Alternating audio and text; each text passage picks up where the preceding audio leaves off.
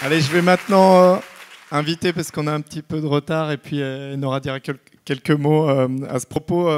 Les trois intervenants de la dernière table ronde. Alors, Michel Berroco-Irigoyen, qui est par là, fondateur et ancien président de ce qu'on appelle la Chambre d'agriculture du Pays Basque, qui a un statut un peu particulier par rapport aux chambres d'agriculture habituelles.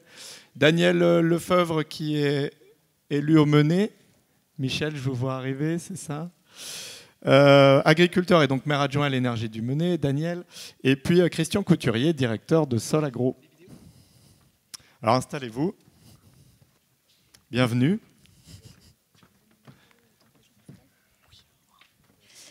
Le temps que Daniel termine de s'asseoir, je voulais inviter ceux qui prennent les navettes pour Rennes à profiter de l'éclaircie pour aller commencer à chercher leur panier repas. Donc la règle, c'est un badge égale un panier repas. Donc vous pouvez prendre également les paniers repas des copains. Et si vous ramenez leur badge. Et n'oubliez pas de ramasser également vos valises. Comme ça, vu qu'on a un petit peu de retard, vous pourrez voir la fin des conférences et puis à 12h15, courir à la navette. Voilà, merci. Merci, et alors, désolé pour ce petit retard. Donc, rentrons immédiatement dans le vif du sujet. Monde agricole en transition, finalement, qu'est-ce que ça veut dire? En transition, pourquoi? Christian Couturier, à Sol Agro, pour vous, quels sont les enjeux qui justifient justement que le monde agricole se mette en transition? Bonjour. Donc, ce qui justifie que le monde agricole se mette en transition, c'est l'incendie climatique qui nous poursuit. Donc, je voulais juste revenir sur ce qui a été dit précédemment sur la question du rythme. On a parlé de petits pas. Ok, moi en tant que technicien pragmatique, je pense qu'on peut avancer effectivement pas à pas. Par contre, c'est pas des petits pas qu'il faut faire, c'est des grands pas et nombreux. Donc ça s'appelle la course. Donc il faut passer de la posture en marche à la posture en course, sinon on sera en feu. Et en tant que, par ailleurs, prospectiviste, nous, on voit aussi les efforts qu'il faut réaliser, la vitesse, parce que la question, c'est... Alors, il y a plusieurs questions. Il y a la question où on veut aller. Alors, on a l'impression qu'on veut aller à peu près tous au même endroit. On veut fuir l'incendie. Par contre, savoir s'il faut aller plutôt à gauche, plutôt à droite, plutôt ailleurs, je ne sais pas, c'est pas forcément évident. Nous, à Sol Agro, ce qu'on dit sur la transition agricole, il y a un certain nombre de choses, et dans les points durs, il y a la question du régime alimentaire, il y a l'impératif de réduire notre consommation de viande, ça veut dire aussi réduire les élevages. Et donc, dans une région comme la Bretagne, évidemment, les impacts sont absolument majeurs. Il y a un tissu industriel en termes d'emploi, de compétences, qu'il va falloir redimensionner totalement. On ne parle quand même pas de réduire de 10 ou 20%, on parle de changements systémiques, structurels, divisé par 2, divisé par 3 les cheptels. En Bretagne, que ça soit bovin ou que ça soit porcin. Et donc, ça, il faut le faire, mais il faut aller vite. Donc, ça oblige vraiment à revoir beaucoup de choses dans la façon de procéder. Pour aussi réagir sur ce qu'avait dit Julien Perdrija, il y a la question de l'urgence climatique et la question des impératifs démocratiques. L'impératif démocratique avec une température à plus 5 degrés, je ne sais pas à quoi pourra ressembler une démocratie dans un monde à plus 5 degrés.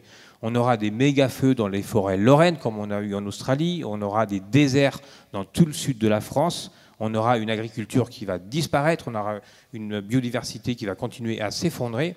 Donc c'est ça qui nous attend si on ne va pas suffisamment vite. Donc cette question de l'urgence, je pense que vraiment aujourd'hui, il faut vraiment qu'on l'intègre. Il faut qu'on aille vite. Il faut qu'on parte maintenant. Et il faut se mettre d'accord pour où il faut aller. Voilà. Donc sur l'agriculture, alors je ne sais pas si on continue ou si je continue. Voilà. C'était sur le cadrage changement climatique. Je voulais juste poser une question peut-être à Daniel ou Michel. Est-ce que d'ores et déjà, vous êtes ou avez été agriculteur, enfin, est-ce que vous observez maintenant, déjà avant le grand incendie, des signes du changement climatique? Puisque quand même les acteurs agricoles sont en prise avec des transformations dans l'environnement. Daniel, ce sont des choses que vous observez. Vous êtes éleveur de porc, justement. Oui, bonjour à tous.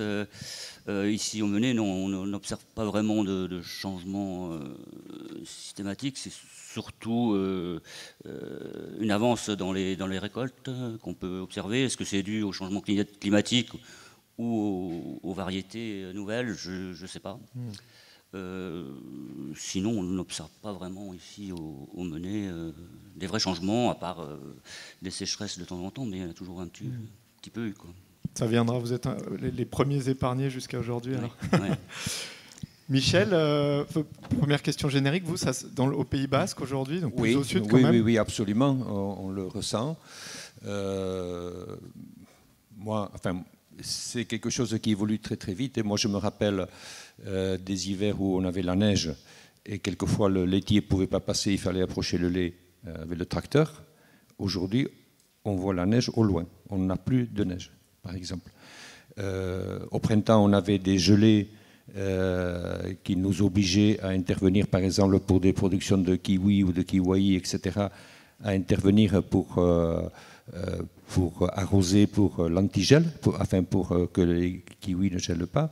Aujourd'hui, on n'a plus besoin d'intervenir parce qu'ils ne gèlent plus, en tout cas fortement, au printemps. Enfin, voilà. Et puis la sécheresse, surtout le niveau des températures. Oui, il y a un changement que je constate très rapide. Évidemment, comme partout ailleurs, l'avancée des vendanges, enfin, tout est en avance. Et non, c'est évident. Alors que ça a à peine commencé, le changement climatique. Mais alors que... Comme l'évoque Christian, oui, en termes d'évolution en cours, quoi. Alors que c'est à peine maintenant qu'on commence à sentir les conséquences. Alors, c'est les conséquences d'une évolution qui date de plus, qui est de plus longue. Hein, mais on commence à constater les conséquences. Et le problème, c'est qu'il y a plusieurs coups qui sont partis. Quoi qu'on fasse aujourd'hui, on va demain sentir les conséquences encore plus importantes de ce qu'on a fait ces dernières décennies. Alors Michel, du coup, vous nous faites la gentillesse de venir de pas à côté, quand même, le Pays Basque. C'est un peu loin. On va prendre un petit peu de temps juste pour comprendre ce que c'est l'initiative que vous avez prise il y a longtemps, cette chambre d'agriculture dite alternative du Pays Basque. Et quelle est son histoire, sur quelle base c'est parti tout ça? Oui, alors c'est une structure associative qu'on appelle Chambre d'agriculture du Pays Basque en basque. Mais en français, c'est une association pour une agriculture, pour le développement d'une agriculture paysanne en Pays Basque. Bon, évidemment, chacun comprend pourquoi. Alors, au départ, il faut situer ça. Alors, je vais faire extrêmement rapidement, si je peux, mais dans une histoire. Tout à l'heure, quelqu'un a dit les histoires et les transitions sont longues. Notre histoire, elle a pratiquement 50 ans, où c'était le débat autour de la filière lait de brebis, etc. Et tout le débat, c'était qu'est-ce qu'on fait comme choix en filière ovine, parce que c'était ça la plus prégnante, mais tout le reste a suivi. Est-ce qu'on fait le choix des volumes ou est-ce qu'on fait le choix de la valeur ajoutée? Et ça a été un débat très fort, très, très, très conflictuel aussi.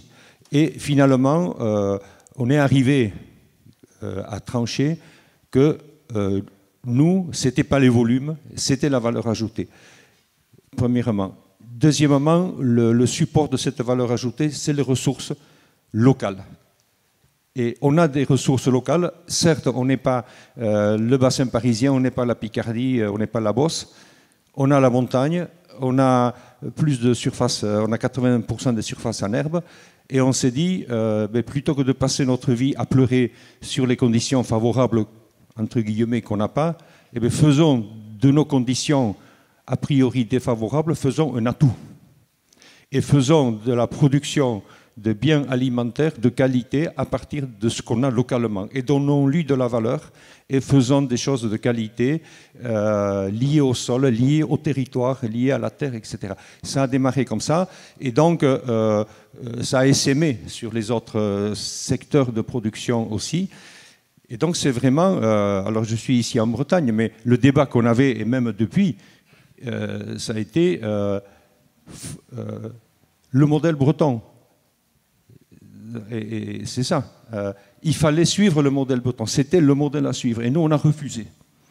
Alors c'est vrai que c'est plus facile aujourd'hui par rapport aux enjeux que l'on a en agriculture, eh bien, de pouvoir avancer d'une situation peut-être comme la nôtre où on a refusé un modèle, et plutôt que d'aller jusqu'au bout du modèle et essayer de revenir et de refaire un autre chemin. C'est probablement... voilà. Mais, donc nous, on a fait ce choix d'agriculture qu'on n'appelait pas encore, mais c'était le même concept, qu'on n'appelait pas encore agriculture paysanne, etc. Mais c'était une agriculture multifonctionnelle, etc. Bon, vous l'avez compris. Et puis après, il y a eu un conflit, et on n'est pas les seuls, partout ça existe, avec les instances qui orientent l'agriculture au niveau départemental. Je rappelle que le Pays Basque, c'est un peu moins de la moitié du département des Pyrénées-Atlantiques. Donc on a été en conflit avec l'administration, mais surtout au niveau de la Chambre d'agriculture. Une chambre d'agriculture qui était sur d'autres logiques et qui justement était sur la logique des quantités, etc. Et donc chaque fois que la chambre d'agriculture fait un état des lieux de l'agriculture des Pyrénées-Atlantiques, la carte de visite, c'est toujours, on est le premier producteur de maïs, on est le deuxième producteur je ne sais pas quoi, c'est toujours les courbes de production. Jamais il y a des résultats sur le nombre d'exploitations. Que deviennent les exploitations? Que deviennent les actifs? Rien, c'est que les volumes, que la vitesse qui compte. Et alors ça fait longtemps qu'au niveau de la circulation routière, on a estimé qu'aller de plus en plus vite, le gain individuel était beaucoup plus coûteux que le gain collectif, et qu'à un moment donné, on a régulé ça. En agriculture, on n'est pas capable de faire ça. Donc il y a eu ce débat de fond sur l'agriculture, et puis après, le conflit avec les instances. Et finalement, on se rend compte que les systèmes d'organisation et les projets agricoles sont intimement liés. Et que c'est quelquefois, en tout cas pour nous, ça a été très difficile de changer ou de tenter ou de travailler à changer d'orientation agricole, de modèle agricole, etc., dans une organisation dont l'objectif était contraire. Et donc c'est là qu'on a revendiqué d'abord une chambre d'agriculture pour le Pays Basque, parce que c'est un territoire homogène, enfin, etc. Ça, c'est encore autre chose. L'État a refusé. Il y a eu tout un mouvement social avec les élus au cœur de... Pour nous, les élus, dès le départ, ont été des alliés potentiels. En tout cas, on a tout fait pour. La société civile en général, parce que la question d'une chambre d'agriculture ou d'un modèle agricole, ce n'est pas que une question de paysans. La question agricole n'appartient pas qu'aux paysans. Et puis les paysans, évidemment. Et donc, après une période conflictuelle assez intense, mais le conflit permet d'expliquer, permet la pédagogie et permet d'élargir. Quand il n'y a pas de conflit, il ne se passe rien. Le conflit au sens noble du terme. Et la confrontation est le moteur du changement. Après, il faut la mener de façon démocratique, enfin, etc. Mais s'il n'y a pas de confrontation, il ne se passe rien. C'est ça la vie. La vie, elle est faite comme ça, même dans la nature. Donc, on est venu à cette idée que le projet et l'outil sont liés. C'est comme le corps et l'esprit, c'est lié. L'un sans l'autre n'est pas viable à terme. Et donc, on a créé une association, on n'a pas le moyen de créer autre chose, mais que tout le monde considère et qui est connue comme étant la Chambre d'agriculture alternative. Et on l'a faite à l'image de l'agriculture qu'on veut développer. Et cette agriculture, je disais, j'arrête là, mais je disais à l'instant, ce n'est pas que l'affaire des paysans. Dans le mouvement social large qu'il y a eu pour revendiquer la Chambre, il y avait les consommateurs, il y avait les environnementalistes, il y avait tout le monde associatif, etc. Et donc, dans cette structure qu'on a créée, eh bien, il y a des collèges. Il y a le collège des paysans, évidemment, il y a le collège des anciens paysans, il y a le collège des salariés de l'agriculture, avec des syndicats de salariés, CFDT, etc. Et puis il y a le collège des consommateurs, il y a le collège des associations environnementales, il y a le collège des associations impliquées dans le développement du territoire, etc. Et c'est ensemble qu'on essaye de faire de tracer le chemin, ensemble. Alors certes, la finalité est dans un premier temps peut-être agricole, mais elle est sociétale aussi, elle est citoyenne. Et donc la structure que l'on a mise en place permet pas d'arriver, mais en tout cas d'avancer vers ça. Et je peux vous dire que c'est très, très, très important de pouvoir discuter avec des non-paysans sur des questions agricoles, alimentaires, etc. Merci, c'est un beau panorama très complet et très clair. Donc on évoque... J'ai beaucoup apprécié la manière dont vous évoquez les choses. Effectivement, quand on part de faire un choix et que le système il reste à construire, on le construit un peu à son image. Quand le système il existe et qu'on est dedans, qu'est-ce qu'on peut faire? Daniel, justement, vous, au niveau de votre exploitation, vous avez agi sur ces questions environnementales. Qu'est-ce que vous avez fait et qu'est-ce qui vous a motivé à agir? Oui, donc nous, ça a été plutôt la politique des petits pas. Hein. C'est pas une grosse transformation, surtout au niveau de la capacité de production animale, quoi. Donc, ce qui a été fait, c'est surtout au niveau des végétaux. C'était de diminuer énormément tous les intrants, quoi. Donc, par exemple, les herbicides, on a diminué de 50%. En allongeant les rotations, on essaie de mettre 3 cultures sur 5 ans, faire 6 ou 7 cultures sur l'exploitation différentes. Pour les fongicides, c'est 50% également. On mélange des variétés, ce qui permet que depuis 5-6 ans, je ne fais plus qu'un demi-fongicide sur les céréales, par exemple. Sinon, on a planté des haies, comme ça se fait beaucoup aussi. Il y a pas loin de 2 km de haies. On essaie de labourer en travers les champs pour éviter le ruissellement. La couverture des sols, bien sûr, c'est obligatoire maintenant. Des faux semis pour tuer les mauvaises herbes avant de refaire une autre culture. Du semis direct qu'on a fait sur la moitié de la surface, et puis également du fauchage tardif sur les zones humides.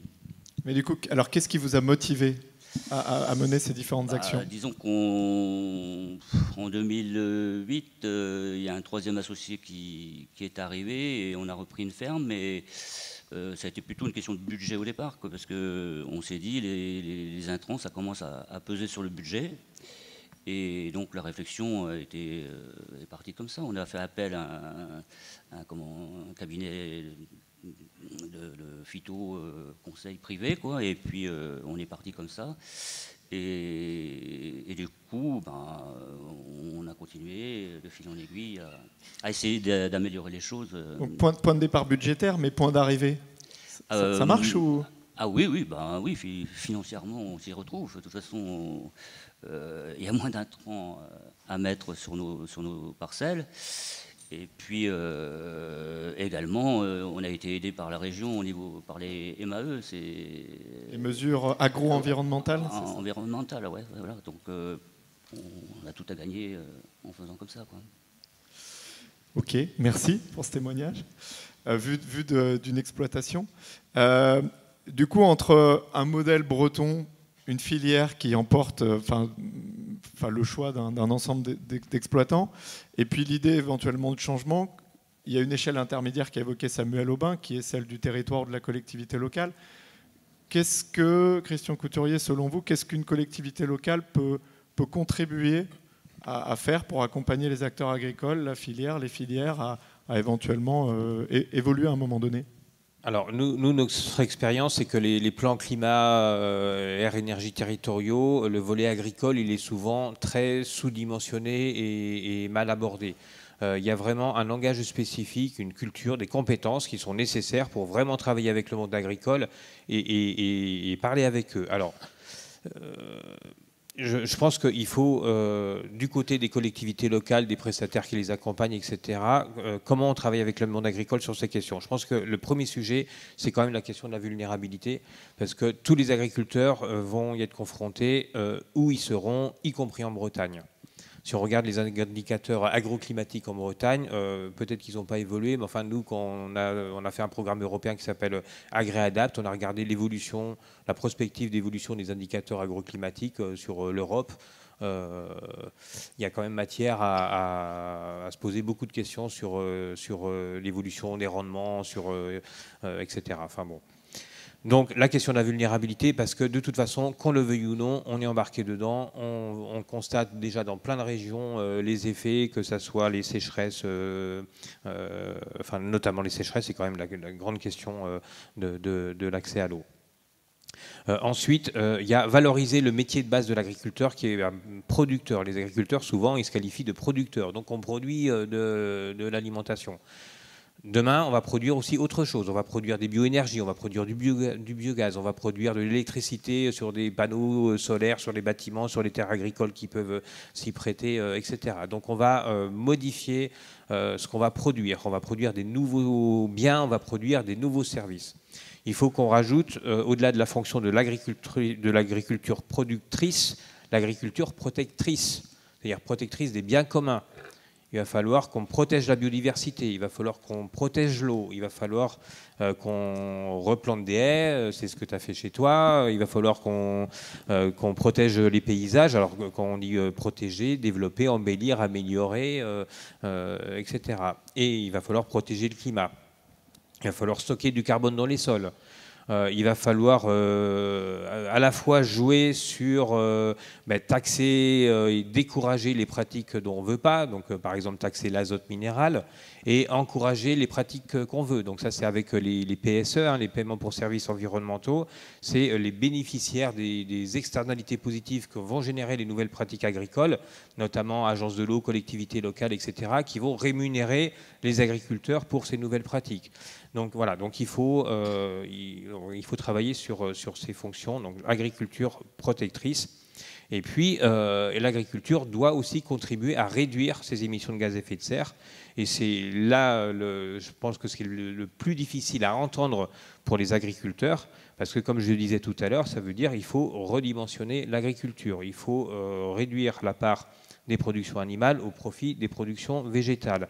Et tous les territoires ne seront pas à égalité par rapport à ça. Et donc les enjeux, ils sont immenses parce que derrière l'agriculture, il y a autant d'emplois dans le secteur de l'industrie agroalimentaire et peut-être autant dans les fournitures, dans l'agrofourniture, les fournitures de biens et services à l'agriculture. Donc voilà. Donc au niveau de la collectivité locale, pour terminer, la question, ce qui va se poser, c'est en quoi est-ce que les collectivités sont légitimes et compétentes pour travailler sur ces questions. Et généralement, un EPCI n'a pas de compétences sur l'agriculture. Ils n'ont pas d'ingénieurs agronomes, etc. Alors, on a des PNR, par exemple, qui ont des compétences agricoles, qui ont travaillé avec le milieu agricole pour développer des labels parcs, etc., des choses comme ça. Quand ça a marché, ils ont une reconnaissance de la part du milieu agricole parce que ça a permis de mettre de la valeur ajoutée sur le territoire. Donc là, ça facilite quand même beaucoup le dialogue. Souvent, quand même, le dialogue, quand c'est des questions sur la qualité de l'eau, le dialogue est un peu plus compliqué. Donc la collectivité locale peut interagir avec le milieu agricole, comme j'ai dit, sur la qualité de l'eau. En Bretagne, c'est particulièrement vrai, mais on a plein de projets, nous, des projets de méthanisation qui sont faits aussi dans le cadre de politiques de protection des captages d'eau potable, etc. On a la politique du foncier, évidemment. On a évidemment aussi les politiques alimentaires. Alors même si les politiques alimentaires et les projets alimentaires territoriaux, on avait pas mal d'espoir sur cette dynamique. On voyait un peu comme étant un parallèle avec le PCAET. Bon, force est de constater que les projets alimentaires territoriaux, pour nous, ils n'ont pas vraiment démarré parce que la collectivité locale, ce qui l'intéresse, c'est les cantines scolaires. Les cantines scolaires, le volume qu'on va produire pour les cantines scolaires, ce n'est pas ça qui va impacter l'agriculture dans son ensemble du territoire. Donc on n'a pas encore trouvé le moyen d'embarquer l'ensemble de l'agriculture d'un territoire avec ce que peut proposer la collectivité locale en tant qu'actrice via les questions alimentaires. Mais je pense que le principe même des projets alimentaires territoriaux, il est à soutenir, mais il faut sans doute envisager de passer à une nouvelle étape. Et nous, ce qu'on essaye de faire dans nos projets alimentaires territoriaux, c'est de travailler avec l'ensemble des acteurs. Donc, comme on l'a dit plein de fois, les agriculteurs, les collectivités, les associations, les consommateurs, etc. Mais vraiment travailler sur des nouvelles visions de leur agriculture. Hein. Sachant que l'agriculture en France, c'est une agriculture de terroir et il n'y a pas un territoire qui ressemble à un autre. Et heureusement, voilà, il faut faire avec ça. Et justement, d'ailleurs, en élargissant de la collectivité locale spécifiquement au territoire plus largement, bah, c'est un peu le rôle que joue la Chambre du Pays Basque, ce rôle de lien entre les acteurs. Et du coup, je voulais vous poser les questions spécifiquement sur les enjeux un peu énergie-climat. Est-ce que le modèle finalement d'agriculture que vous défendez historiquement, comment il intègre aujourd'hui les enjeux énergie-climat? Est-ce qu'ils étaient déjà relativement bien traités, enfin, dans le sens où vous partiez d'une situation assez favorable? Qu'est-ce que vous menez comme action autour de ces enjeux? Oui, juste, je réponds à cette question-là. Juste, je voulais quand même revenir sur la question qui a été abordée juste avant par rapport au fait que les paysans, nous sommes vulnérables, que l'agriculture est vulnérable, et il y a surtout un système agricole, une orientation qui est très vulnérable et qui est très fragile. Mais moi, je pense que les questions de transition, alors en même temps, il faut avancer de façon urgente, je suis d'accord. On n'a plus le temps d'attendre ou de tergiverser. Il faut avancer rapidement, mais on a les moyens. On a les moyens. On a quand même presque 10 milliards d'aides PAC qui viennent sur les fermes France. On a plus les aides territoriales, l'ADEME, etc., les agences de bassin, etc. On a peut-être 14-15 milliards d'aides qui viennent à l'agriculture. Et donc, avec ça, on peut faire des choses. Et avec ça, on peut faire ce qu'il faut. Enfin, on peut aider, en tout cas, à ce que tous les kilos de lait, de viande, de blé, etc., qu'on doit produire, soient de plus en plus et une fonction multifonctionnelle. Il y a trop de volumes aujourd'hui qui ne servent à rien, qui n'entretiennent pas de territoire, qui ne créent pas d'emplois, qui ne restaurent pas l'environnement, etc. Il y a trop de volumes de production qui ne servent à rien, voire qui sont nocifs. Et donc, réorienter tout ça, on peut faire beaucoup de choses. Et on a les moyens. Voilà. Ça, je pense que c'est important. Alors ça nécessite un engagement des paysans eux-mêmes, hein, c'est la démarche individuelle, et puis les cadres politiques. On ne peut pas nous dire « faites au mieux chez vous et tout ira bien ». Certes, il faut faire au mieux chez nous, mais il y a un cadre politique qui doit prendre des décisions et il y a les moyens avec les finances en particulier. Donc, par rapport à la question énergétique, alors nous, au niveau de notre chambre alternative, on n'a pas vraiment un volet identifié aujourd'hui, production d'énergie renouvelable. Pour nous, mais ça ne veut pas dire que ça ne va pas venir. Là, il y a une réflexion en cours par rapport à des unités de méthanisation de petite taille, à petite échelle, avec une visite là, qui est programmée bientôt, etc. Donc, c'est des choses qui peuvent évoluer. Mais pour nous, d'abord, la question énergétique est une question transversale. La question énergétique, elle est partout.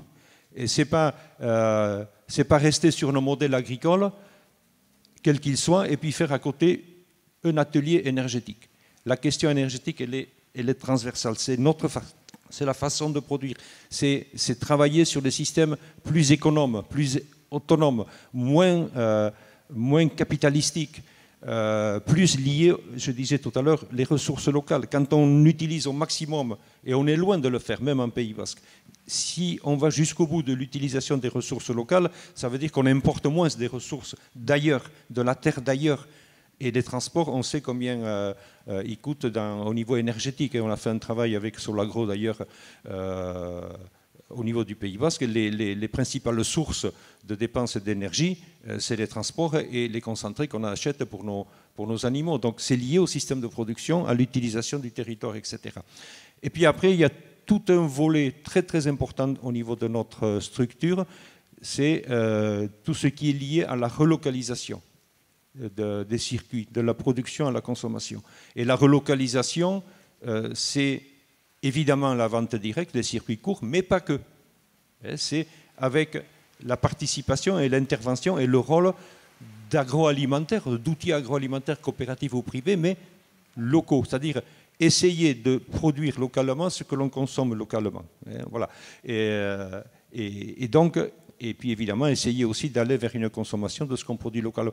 Et ça, au niveau énergétique, ça a un impact aussi. Voilà. Donc ensuite, alors là, je ne vais pas citer parce qu'on est vraiment sur plusieurs démarches collectives de relocalisation, que ce soit le lait, la viande, l'huile alimentaire, le pain, enfin, etc. Bon. et beaucoup d'autres en revalorisant, en réhabilitant des anciennes variétés, des anciennes races d'animaux, de bovins, etc., etc.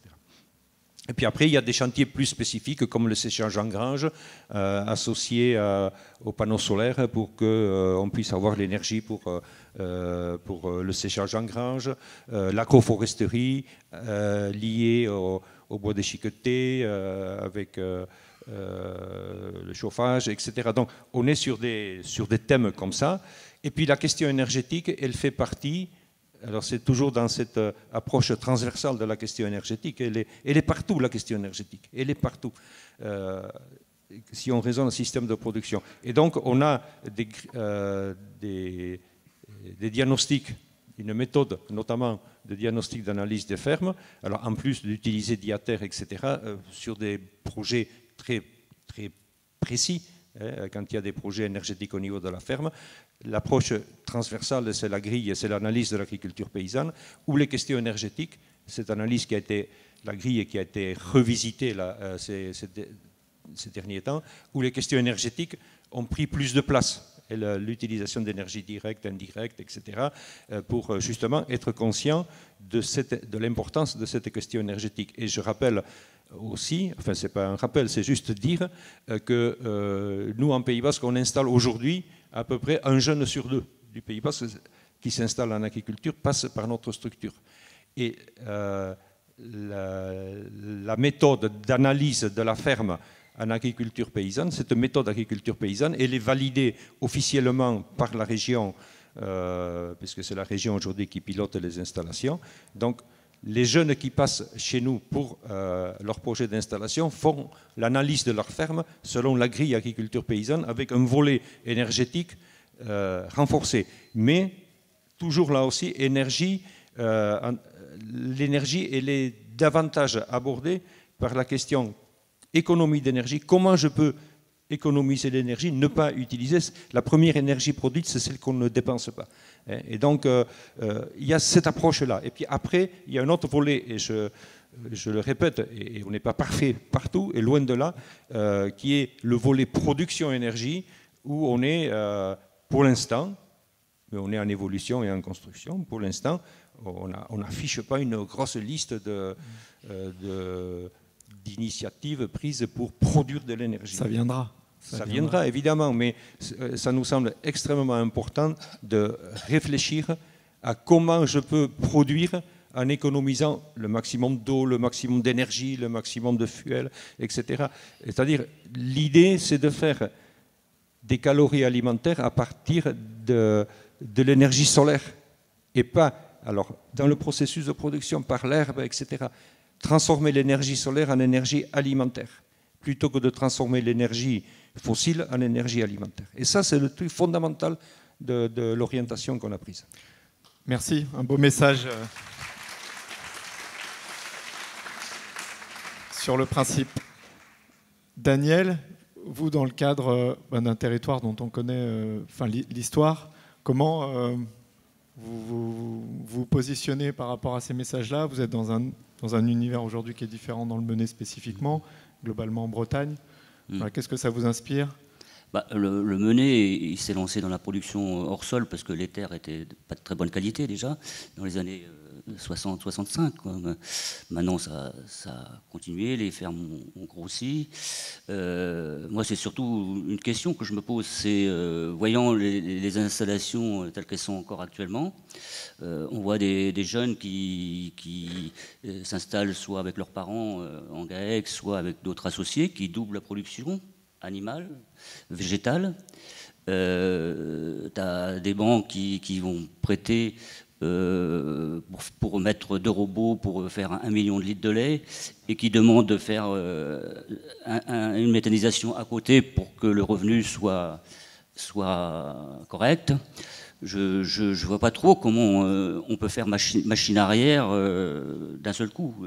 Tous ces jeunes là qui partent avec un investissement de 500 000, 1 million d'euros, comment on peut faire machine arrière?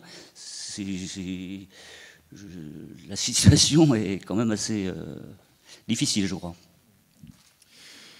Alors, du fait que, bon, bref, que le temps file. L'idée, ce serait quand même qu'on fasse la conclusion avant que les navettes partent.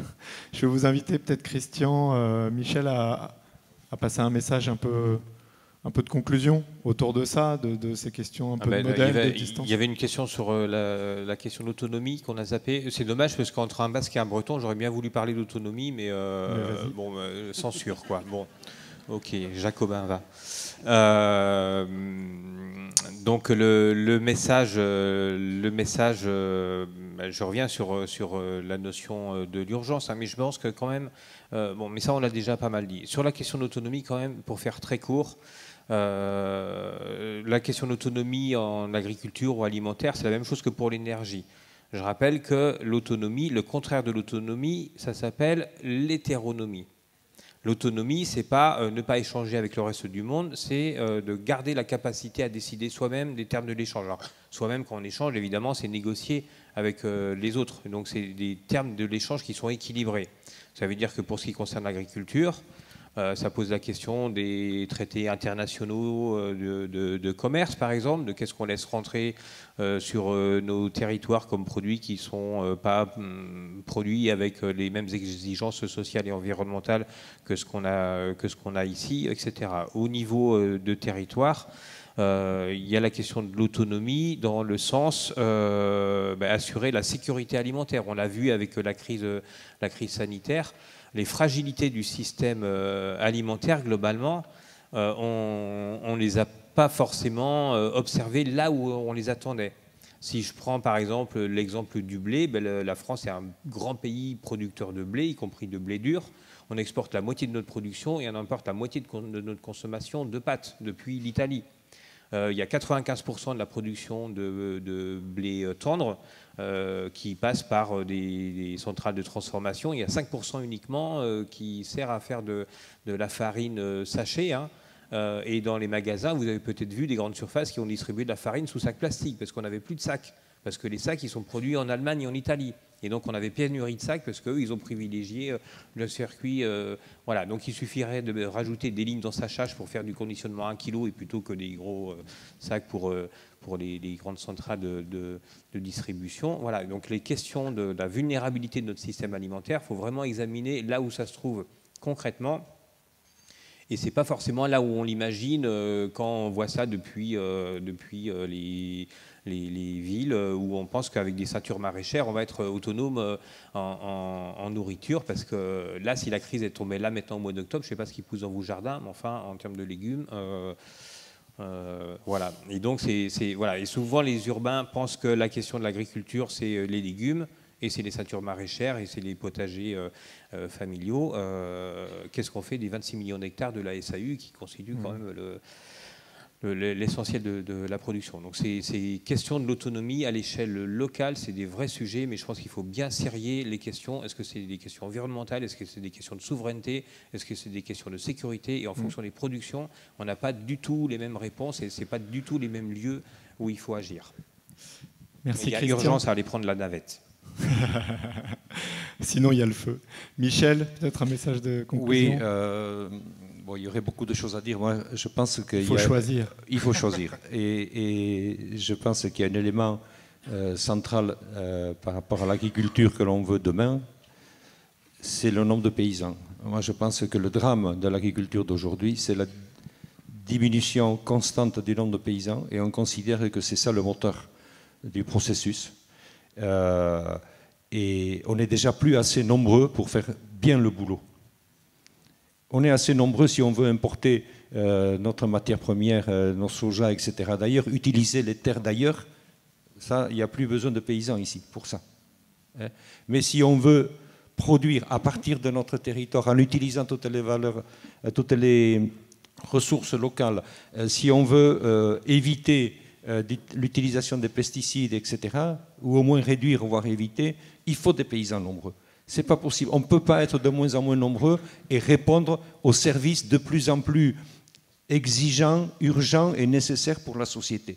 On ne peut pas faire les deux en même temps. On ne peut pas répondre à la qualité gustative, sanitaire, nutritionnelle des aliments avec des paysans de moins en moins nombreux. Et je pense que là, on est au cœur du truc. On est au cœur du truc et elle interpelle beaucoup d'acteurs, elle interpelle les territoires, elle interpelle la PAC et la façon dont elle va distribuer l'argent public, etc.